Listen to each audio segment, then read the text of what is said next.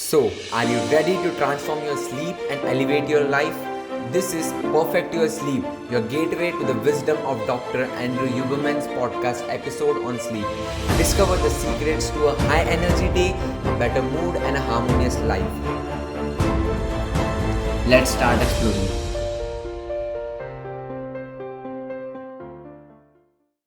So let's talk about the sleep. Sleep is the foundation of mental health.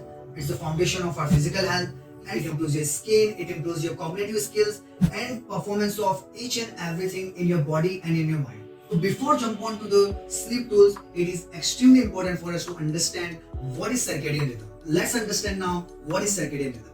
In simple language, circadian rhythm is an internal clock which basically helps us in getting up in the morning and fall asleep during the night. It is basically inbuilt internal clock which actually helps us when to sleep and when to get up. Let me briefly explain you the mechanism of circadian rhythm. It's very interesting. When you are exposed to the light, your light sensitive cells in your eyes send signal to the suprachiasmatic nucleus, also called HCl, which is a very small region in your brain, which basically receives the signal from outside and send it to all over your body and mind when it is time to be get up and when it is time to go to bed. Basically, our body needs stimuli or cue from the external environment to synchronize our sleep-wake cycle. Those cues or stimuli or sleep tools which we can use, which will ultimately help in alignment of our circadian rhythm and which will lead to the improvement in the quality of our sleep. First stimuli is light and darkness. Dr. Andrew Huberman has emphasized on this light and darkness phenomena too much. So we'll talk about it later in a very detailed way. The second stimuli is temperature. Even just a little bit fluctuation of the temperature can lead to have a dynamic effect on our body and brain. So how we can use the temperature in our favor, we'll discuss it later. The third stimuli is food.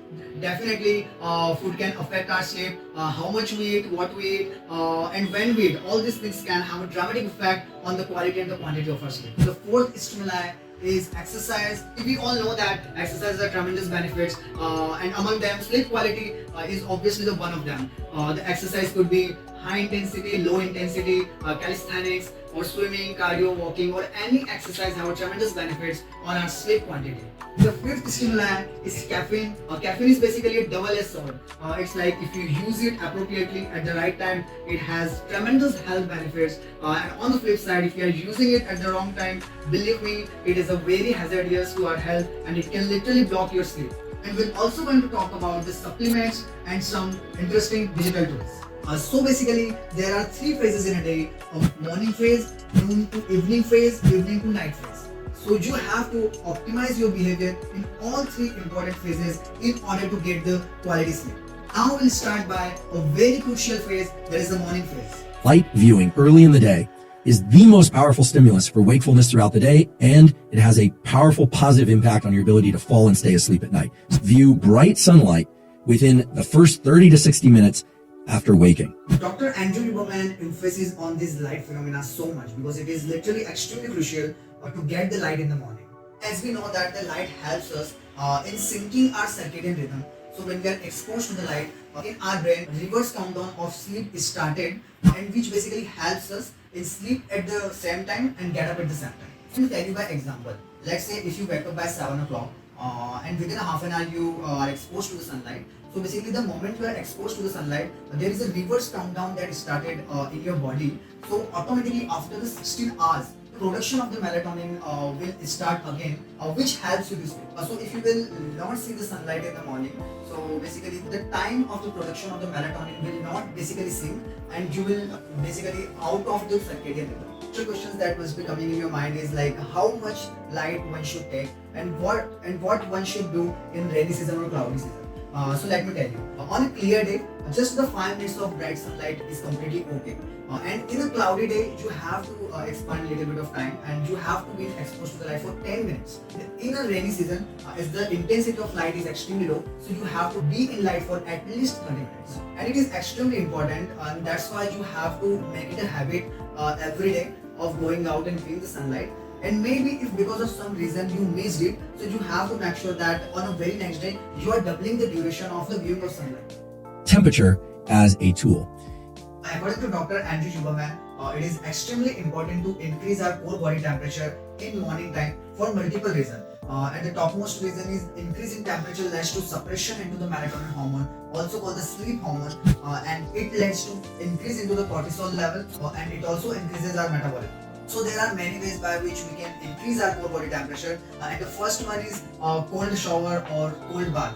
Basically, when you take the cold shower, your body's thermostat, which is a temperature controller in your brain, it thinks that when it's cold outside, it triggers to the multiple responses which leads to warm up our body. So taking a cold shower or cold bath can be very useful in order to increase our core body temperature. And the second one is exercise. We all know that when we do exercise, our core body temperature increases.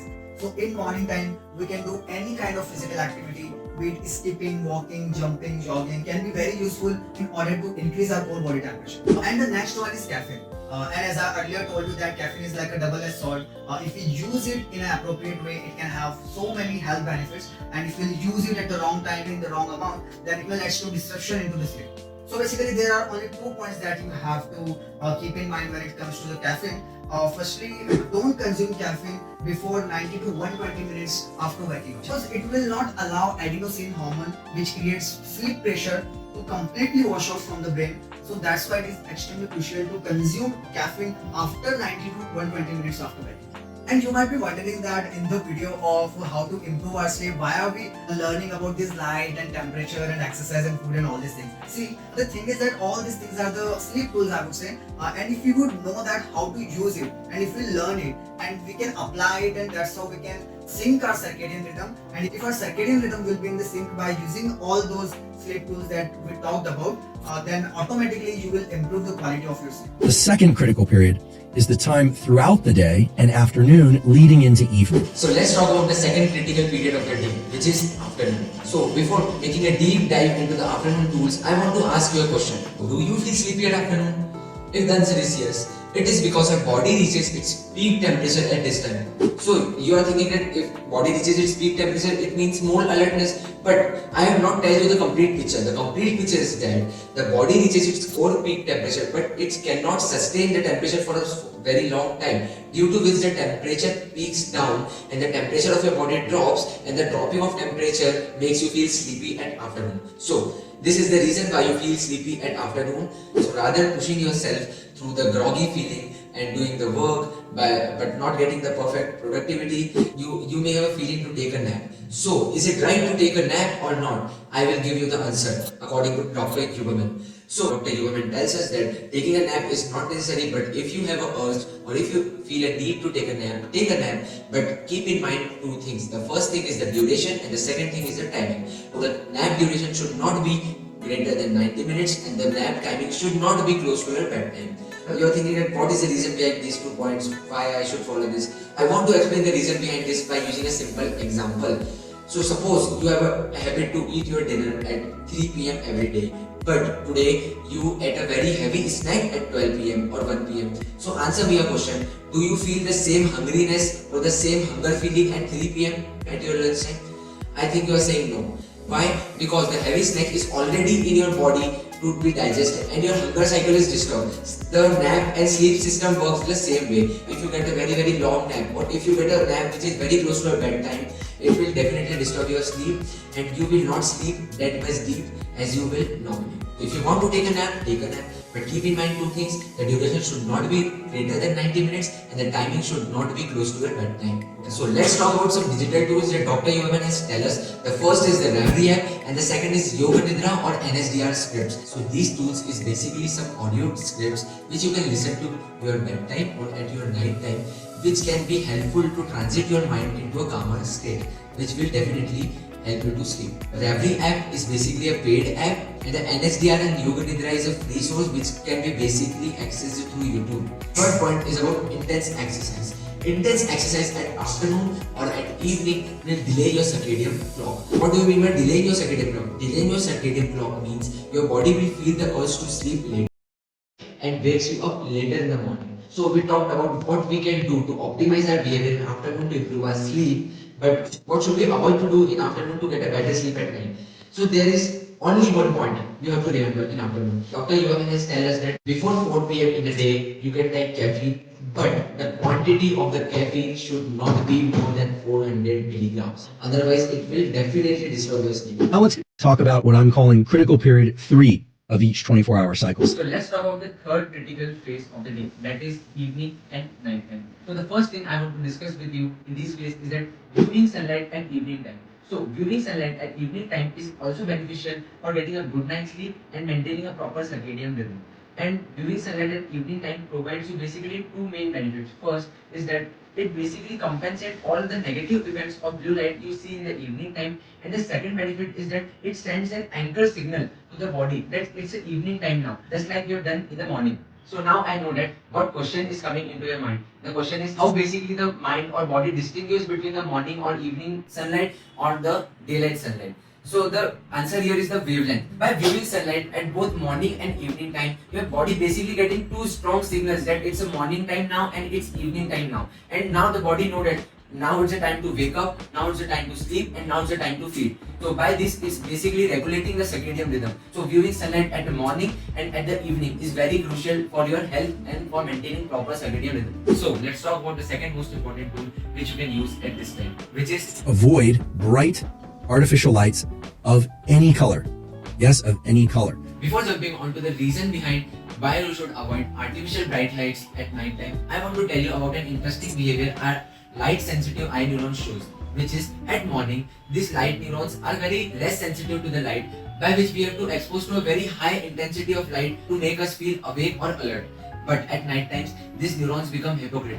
Why? Because very small amount of light can make us awake or alert at this time. Why? Because at this time, these light sensitive eye neurons become highly sensitive to light, due to which a very small amount of light can make us awake or alert. After knowing this hypocrite behavior of our eye neurons, I think you are ready to understand the reason why you should avoid artificial bright lights at night time. The reason is very simple, because viewing artificial bright lights at night time will absolutely squash out the melatonin circulating in your body. But you would ask why melatonin is good for us at night time. Because melatonin is a hormone which is responsible to regulate sleep-wake cycle in your body, and melatonin is literally very important for your body, and if melatonin is not secreted regularly in your body, your health will be in disguise. So let's discuss about the third tool from which you can get benefit, which is not very surprising, temperature. We have already discussed about it in the morning section, but there we are increasing the body temperature by using temperature, but here we are decreasing the body temperature. So what are the ways by which we can decrease the body's temperature? So basically there are two ways. First is keeping your room cool in which you are sleeping, and the second is taking a hot bath shower. Let's discuss the first reason. There are simple ways to keep your room cool. Using a fan or using an air conditioner or opening a window will do the above. So now let's talk about the second important thing, which is taking a hot bath shower. So the reason is that when our body is immersed into hot water, vasodilation happens in our body. What is vasodilation? Vasodilation is simply means that the nerves present near our skin area get expanded and the blood flows towards them, due to which the heat in your body escapes and your body temperature drops. Okay, but remember, don't overdo hot baths. So you must be thinking that why we are dropping down the temperature of body at this time. So we have already discussed in the morning section that there is a direct correlation between body's core temperature and sleep. Increasing the body's core temperature will increase the alertness or awakeness, and decreasing the body's temperature will increase the sleepiness feeling of your body. So that is why we are decreasing the body's temperature at this time. After optimizing your behavior in all possible manner, be it morning sunlight viewing, be it proper caffeine intake, or be it keeping your room cool, even after that you are facing some general sleep quality issues, then there are some supplements which Dr. UMN has prescribed, which are, first is magnesium threonate, second is epigenin, and the third is theanine. So you must be thinking that what is a proper dosage or what is a proper way to take this supplement. So according to Dr. UMN, you should not take the blend of these three supplements at the first time. Firstly, you should try this supplement individually. For example, firstly, you should try magnesium threonate on your body and see the effect of these supplements on your body. If it is giving you some side effects, for example, the side effect of magnesium threonate is some gut issues. So if you are feeling some gut issues due to the consumption of magnesium threonate, the recommended dose of magnesium threonate for your body is 0 grams. And then you should jump to epigenin. and then we should jump to theanine. So let's talk about some side effects of these drugs. The side effect of theanine is some vivid dreams. So if you are getting some vivid dreams during midnight which are making you awake in the middle of the night, then the proper recommended dose of theanine is 0 for you. There is no such side effect of epigenin for same, and the side effect of magnesium threonate is 5% of the people according to the research. It disrupts their gut. So basically, the conclusion is regularity is a key. Whatever we preach you, whatever we told you, if you do it on a regular basis, believe me, your health will literally just accelerate on the next level. That's all. Thank you and sleep well.